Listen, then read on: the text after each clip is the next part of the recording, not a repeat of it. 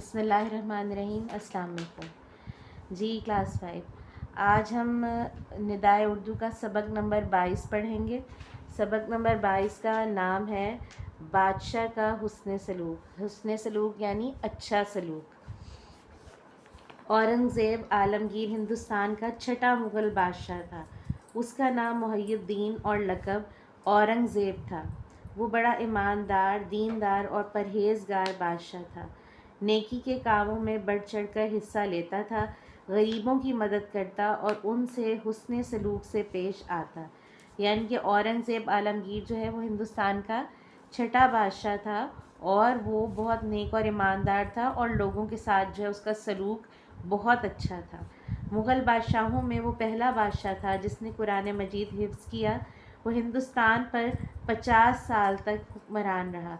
यानी कि वो मुग़ल बादशाहों में पहला बादशाह था जो हाफिज़ कुरान भी था, लेकिन अपनी ज़ाती ज़रूरत के लिए सरकारी ख़जाने से एक पाई ना ली। एक पाई ना ली यानी कि एक पैसा भी ना लिया। वो अपने ज़ाती ख़र्च के लिए ख़जाने में से कभी एक पैसा भी नहीं लेता था। लड़कपन में यानी कि जवानी में जब वो एक लड़का था, औरंगज़ेब आलमगीर की दोस्ती एक कश्मीरी अमीरज़ादे से हो गई। कश्मीरी अमीरज़ादे से हो गई। उनकी दोस्ती मिसाली थी। कश्मीरी अमीरज़ादे यानी कश्मीर के किसी अमीर आदमी के बेटे से हो गई। जब औरंगज़ेब बादशाह बना तो उसका दोस्त कश्मीर वापस चला गया। वहाँ वो हालात के हाथों इतना तंग हुआ कि लोगों की मदद का मोहताज हो गया। एक दिन उसे ख़याल आया कि क्यों ना बादशाह के पास मदद के लिए जाऊं। वो कश्मीर से दिल्ली पहुंचा और बादशाह की खिदमत में हाजिर हुआ। औरंगज़ेब ने अपने दोस्त की खूब आवभगत की। आवभगत करना यानी कि बहुत ज़्यादा खिदमत करना। वो चंद दिन औरंगज़ेब के पास रहा। वापस चलने लगा तो उसने बादशाह से अपनी आमद का मकसद बयान किया। यानी कि जब औरंगज़ेब के पास उसका दोस्त आया तो उसने उसकी खूब खिदमत की, खूब मेहमान नवाजी की। और जब वो उसका दोस्त कुछ दिन बाद जाने लगा तो उसने औरंगज़ेब से अपने आने का मकसद बयान किया कि वो यहाँ पर बादशाह के पास क्यों आया है। औरंगज़ेब ने थोड़ी सी रकम उसे दे दी। ये देखकर वो शख्स बहुत मायूस हुआ कि सल्तनत के बादशाह ने अपने बचपन के दोस्त की मदद में कंजूसी से काम लिया। बादशाह ने जो कुछ दिया था उसे उसने खामोशी से रख लिया और वतन वापस रवाना हो गया। यानी कि बादशाह ने अपने दोस्त को जो है वो बहुत थोड़ी सी रकम दी, जबकि उसका दोस्त की सोच रहा था कि क्योंकि वो बादशाह के पास मदद की गर्ज से आया है तो बादशाह उसे ज़्यादा रकम देगा। लेकिन बादशाह ने उसे बहुत थोड़ी रकम दी। उसने वो रकम चुप करके रख ली और वो बहुत मायूस हुआ। रास्ते में एक शहर से गुज़रते हुए उसने काबुली अनारों का ढेर लगा देखा। काबुली अनार जो है वो स्पेसिफ़िक एक अनारों की किस्म है जो बहुत अच्छी होती है। उसने सोचा इतनी थोड़ी सी रकम से मेरी ज़रूरत तो पूरी होगी नहीं, क्यों ना बच्चों के लिए काबुली अनार लेता चलूँ। चनाचा उसने उस रकम से अनार ख़रीद लिए और अपने सफ़र पर रवाना हो गया। दरिया पार करके कश्ती से उतरा और आगे बढ़ा तो देखा कि दो तीन आदमी परेशान खड़े बातें कर रहे हैं कि अब क्या होगा।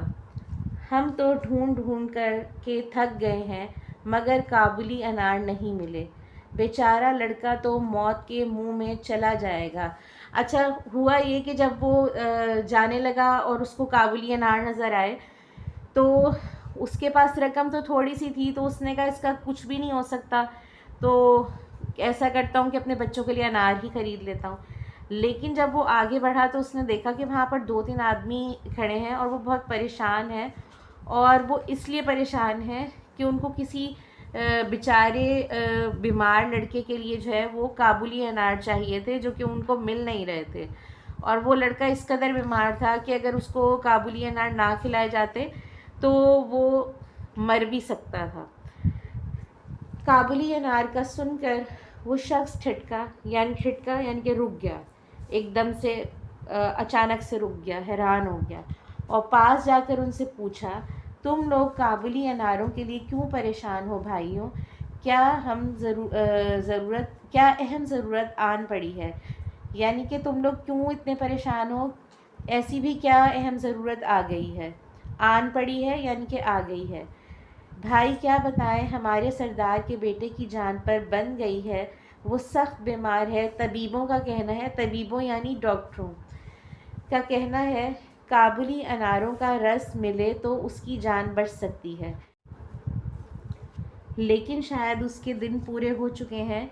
यानी कि उसके इस दुनिया में दिन पूरे हो चुके हैं, वो मरने के करीब है। बस यार कोशिश के हमें काबुली अनार नहीं मिले, यानी कि बेहद कोशिश के बावजूद भी हमें काबुली अनार नहीं मिले।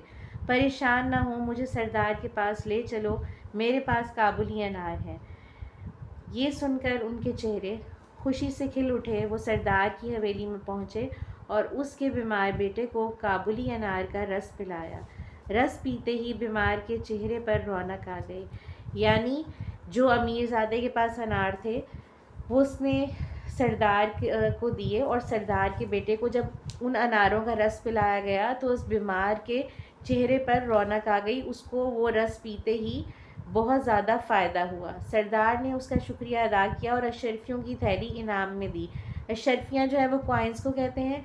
उस दौर में जो है वो सोने और चांदी के कॉइन्स होते थे, और उसकी भरी हुई एक पाउच जो है वो सरदार ने उसको इनाम में दिया।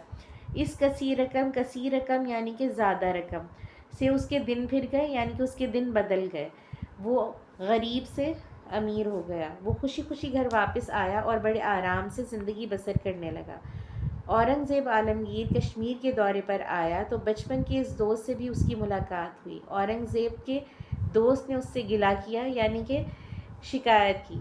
औरंगज़ेब जब कश्मीर गया तो उसकी मुलाकात जब अपने दोस्त से हुई तो उसके दोस्त ने आलमगीर से गिला किया, शिकवा किया कि मैं बड़ी उम्मीद लेकर आपके पास गया था, लेकिन आपने इतनी थोड़ी सी रकम से मेरी मदद की। मैं उनसे बमुश्किल यानी बहुत मुश्किल से थोड़े से अनार ही ख़रीद सका। ये और बात है कि अल्लाह ताला ने मदद की और उन अनारों की बदौलत मेरी गुर्बत दूर हो गई। यानी कि अल्लाह ताला ने मदद की और उन अनारों को बेचकर जो है वो उन अनारों की वजह से उसकी गरीबी दूर हो गई। औरंगज़ेब ने इस वाक़े की तफसील सुनकर कहा कि मैंने अपनी हलाल की कमाई में से थोड़ी सी रकम तुम्हें दी थी। यानी बादशाह ने अपनी वो कमाई अपने दोस्त को दी थी जो उसने ख़ुद से पैसे कमाए थे। यानी कि उसने ख़जाने में से पैसे नहीं दिए थे, उसने अपने हाथ की हलाल कमाई जो है वो उसको दी थी, जिसमें अल्लाह ताला ने बरकत दी थी। अल्लाह ताला हलाल की कमाई में कितनी बरकत देता है तुमने देख ही लिया है। दोनों इस बात पर बहुत खुश थे कि नेकी के छोटे छोटे कामों से बड़ी तब्दीली लाई जा सकती है। दोनों ने मिलकर इसी तरह दूसरों की मदद जारी रखने का अहद किया यानी कि वादा किया। हमें भी चाहिए कि हम अल्लाह ताला के अहकामात जो है वो हुक्म की जमा है, ठीक है। तो हमें चाहिए कि हम अल्लाह ताला ने जो भी हमें हुक्म दिए हैं और नबी करीम ख़ातमुन नबीयीन सल्लल्लाहु अलैहि वसल्लम की सुन्नत के मुताबिक, सुन्नत यानी वो तरीक़ा जो हमारे नबी पाक सल्लल्लाहु अलैहि वसल्लम ने इख्तियार किया हो, के मुताबिक एक दूसरे से हुस्न सलूक से पेश आना चाहिए। यानी हमें एक दूसरे के साथ अच्छे अखलाक के साथ पेश आना चाहिए। अगर हमने एक दूसरे की मदद करना सीख लिया तो पूरा माशरा मोहब्बत और अमन का गहवारा बन जाएगा। यानी कि अगर हम एक दूसरे की मदद करेंगे तो हमारा जो माशरा है उसमें हर तरफ मोहब्बत होगी और अमन होगा, और हमारा मुल्क जो है और पूरा माशरा जो है वो मोहब्बत और अमन का घर बन जाएगा। इस कहानी से हमने ये सीखा कि हमें एक दूसरे के साथ हुस्न सलूक से पेश आना चाहिए, और हलाल की कमाई चाहे थोड़ी होती है, अल्लाह ताला उसमें बहुत ज़्यादा बरकत देते हैं। सबसे पहले हम इसकी मश्क करेंगे, इसका बुक वर्क करेंगे। सबसे पहला सवाल है, खाली जगह पुर करें। यहाँ पर जो है वो ऑप्शंस भी दी हुई हैं, सही ऑप्शन को जो है वो आपने टिक करना है, और इसके अलावा आपने उसे खाली जगह में भी लिखना है। पहली है, बादशाह का नाम मुहय्यिद्दीन था। दूसरा, औरंगज़ेब हिंदुस्तान पर 50 साल तक हुक्मरान रहा। 50 साल तक बादशाह ने अपने दोस्त की खूब आओ भगत की। मेरे पास काबुली अनार हैं। अल्लाह ताला हलाल कमाई में कितनी बरकत देता है। सवाल नंबर 2 है, दुरुस्त पर टिक और गलत पर क्रॉस लगाएं। औरंगज़ेब आलमगीर हिंदुस्तान का छठा मुग़ल बादशाह था। सही। औरंगज़ेब आलमगीर ने हिंदुस्तान पर 30 साल हुकूमत की। गलत। बादशाह की दोस्ती एक कश्मीरी अमीरज़ादे से हो गई। सही। बस यार कोशिश के हमें काबुली अंगूर नहीं मिले। गलत। काबुली अनार थे।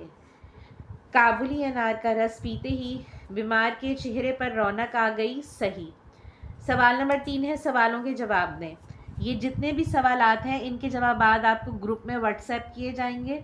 आपने ये वहाँ से देखकर लिखने हैं। इसके बाद नेक्स्ट पेज पर आ जाइए। नेक्स्ट पेज पर आपको यहाँ पे सवाल नंबर 6 है, दी गई इबारत दुरुस्त तलफ़्फ़ुज़ और रवानी से पढ़ कर दिए गए सवालों के जवाब दें। ये तफ़हीम इबारत है। आप ख़ातमुन नबीयीन हज़रत मोहम्मद सल्लल्लाहु अलैहि वसल्लम की तरह सहाबा इकराम रज़ी अल्लाह ताला अन्हुम भी खिदमत खल्क़ में बढ़ चढ़ कर हिस्सा लेते थे। हज़रत अबू बकर सिद्दीक़ रज़ी अल्लाह ताला अन्हो माज़ूरों, यतीमों और बेसहारा लोगों की मदद करने के लिए हर वक्त तैयार रहते।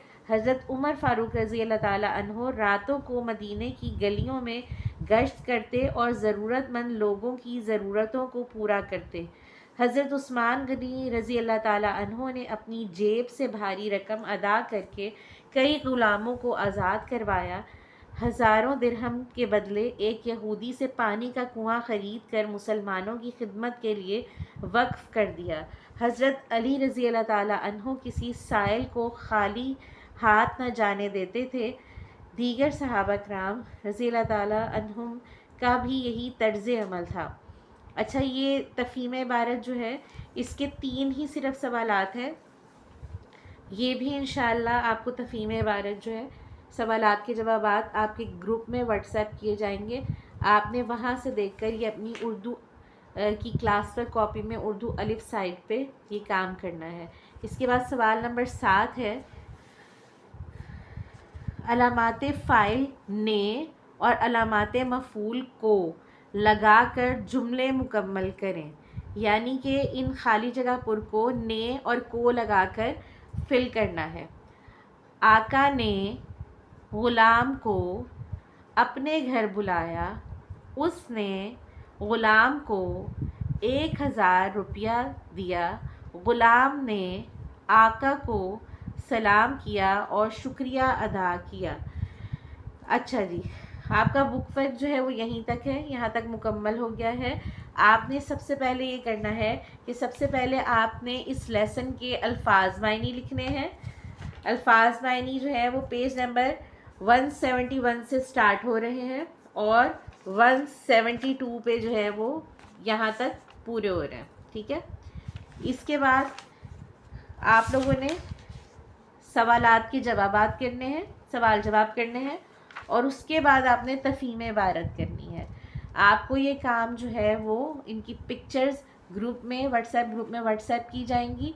आपने वहाँ से देखकर ये सवालात जवाबात और तफ़हीम इबारत जो है वो मुकम्मल करना है और 2 बजे तक आपने अपने इस काम की जो पिक्चर्स हैं वो मेरे पर्सनल नंबर पे व्हाट्सएप करनी है। ठीक है।